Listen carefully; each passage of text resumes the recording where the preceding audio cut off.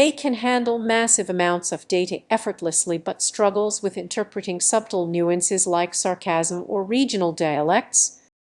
Imagine an A system trying to understand the phrase "oh great" after someone drops their phone. It means exactly opposite what is said sarcastically, yet most A's would miss this entirely because they retrained on data that lacks emotional and situational context. This isn't just a minor inconvenience.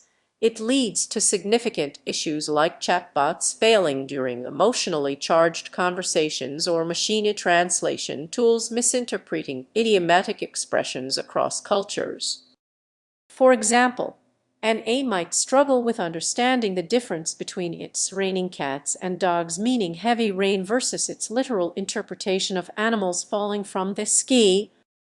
Current A's are still far behind in grasping cultural nuances and emotional cues beyond just processing text accurately.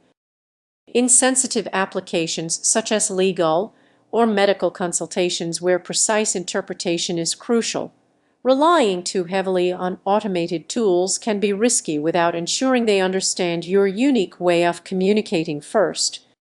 For instance, an attorney might use specific regional slang that could confuse a machine translation tool during critical client consultation.